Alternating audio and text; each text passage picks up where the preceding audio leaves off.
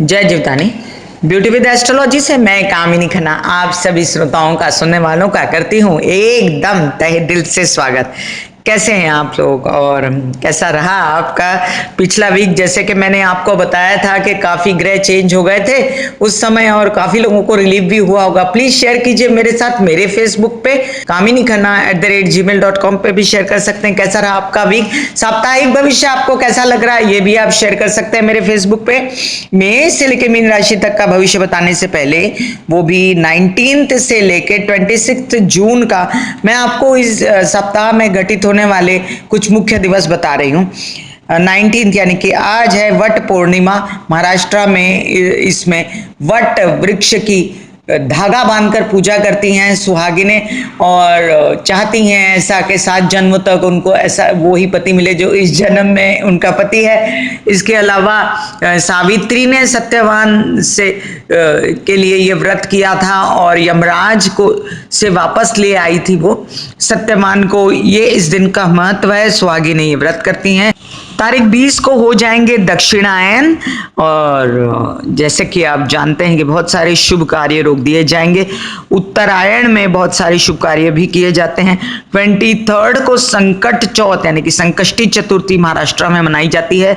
उस दिन चंद्रोदय के बाद व्रत खोलने की प्रथा है। 9:40 पर है चंद्रोदय और आप व्रत खोल सकते हैं। गणेश जी का आप गणेश दर्शन भी कर सकते हैं। 21 को सूर्य आद्रा नक्षत्र में देर रात जा रहे हैं। तो आपको मेष से लेकर मीन राशि तक का भविष्य बता रही थी मैं कामिनी खन्ना।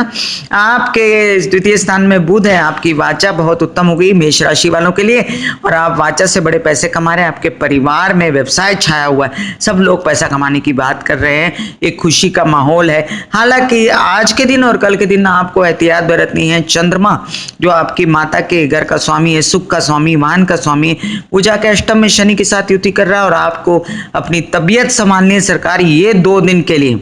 बाकी तो दिन आपके ठीक ठाक ही चल रहे हैं। फिर आती है वृषभ राशि। वृषभ राशि के लिए लग्न में बुध आ गए तो आप और ज्यादा सही सोचना शुरू हो गए। हालांकि शुक्र अस्त है 29 जून तक, इसलिए वृषभ राशि के लग्न का स्वामी है शुक्र और आप बहुत ज्यादा चिंतित और बीमार हो रहे थे इन दिनों।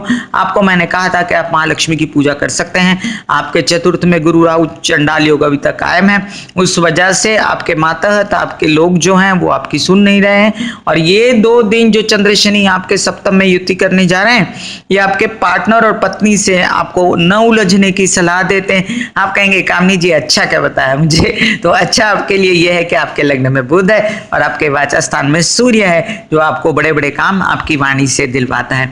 फिर आती है मिथुन राशि। मिथुन राशि के लिए लग्न में सूर्य शुक्र, काम दिलवा दिया ना आपको सूर्य ने, और आते से ही आपके जितना अटका हुआ था और आपका मन जो बेचैन था, छोटा था, आपको खुशी मिली है। शुक्र ने भी खुशी दी है आपको और आपके काम हो गए हैं। हालांकि आपका पराक्रम जो है कम हुआ है राहु की वजह से और आपको ऐसे लग रहा है कि जैसे आप ये काम नहीं कर सकते। थोड़ा सा कूद जाइए काम में, आपके काम हो जाएंगे। गुस्सा थोड़ा कम कीजिए, सही सोचिए। हालांकि मंगल वक्री होके आए हैं आपके पंचम स्थान में, तो आप सही सोचना शुरू कर दिया। ये 2 दिन में आपके शत्रु का रास्ता नहीं कर सकते हैं, उनसे बच के रहिए। उधर से रिलेटेड परेशानी से बचें। फिर आती है कर्क राशि। कर्क राशि के लिए गलत सोच बहुत दिनों से चल रही है। चंद्र शनि युति 2 दिन और चलेगी और 2 दिन में आपको किसी से झगड़ा नहीं करना है, मेंटली खुद भी स्ट्रेस नहीं रहना, बहुत सारा पानी पीना है, चंद्रमा को देखना है और आपके परिवार में जो आपने बेचैनी फैलाई है उससे दूर रहना है। खर्चे आपके सही होने जा रहे हैं और आपकी जो बिगड़ी हुई चीजें बनेंगी, पैसा आएगा आपको, आपकी रुकी हुई इनकम आएगी। फिर आती है सिंह राशि। आपके लग्न का स्वामी हो गया है स्वस्थ, लेकिन अस्त शुक्र साथ में बैठा हुआ है। फिर भी आपको सही सोचने पर, सही दिशा देने पर, आपके बच्चों को अच्छे रिजल्ट दिलवाने पर उद्यत है और आप पहले से काफी अच्छी कंडीशन में हैं दिखते हैं मुझे। आपकी पैतृक संपत्ति के कई काम भी जो रुके हुए थे वो भी हो जाएंगे। आपका पराक्रम बढ़ेगा, लेकिन आप याद रखिए कि ये स्थिति को कैश करना है आपको 16 जुलाई के भीतर। फिर आती है कन्या राशि। कन्या राशि के लिए आपके लग्न का स्वामी बुध स्वस्थ हो गया है और स्वस्थ होने के साथ साथ वो लाभ में जाके बैठा है, तो आपको अलग अलग व्यवसाय से लाभ दिलाएगा। आपके दशम में आया है सूर्य, जो आपको नेता या ऐसा कोई काम है जिसमें नौकरी में बड़ा स्थान है वो आपको दिलवाने जा रहा है। आपके पराक्रम में कमी आएगी, क्योंकि ये 2 दिन आपकी शनि चंद्रमा युति चल रही है वहां पर, और वैसे भी शनि महाराज मंगल के घर में बैठे हुए हैं, तो थोड़ा लेजीनेस फील कर रहे हैं। आप विदेश यात्रा पे चले तो गए, लेकिन आप थोड़ा सा बेचैन रहेंगे। फिर आती है तुला राशि। तुला राशि के लिए बहुत संभालना है अपने परिवार की बेचैनी, और बहुत संभालना है अपनी जुबान को ये 2 दिन के लिए। बाकी आप थोड़ा सा जो रोमांटिक फील कर रहे हैं, गो अहेड। अगर आपने किसी को प्रेमी बनाने का सोच ही लिया है, तो कहते हैं जब मियाँ बीवी राजी तो क्या करेगा काजी।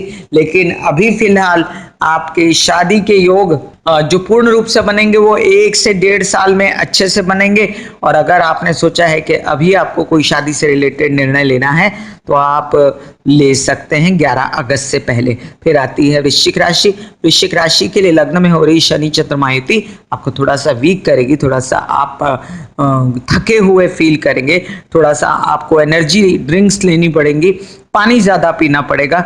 और आपको जो बीमारियां चल रही थी या जो बेचैनियां चल रही थी, उसका इलाज अब आपको मिल गया है, और आपको विदेश से भी अच्छी अच्छी यात्राओं के योग आ रहे हैं, काम बढ़ रहा है आपका।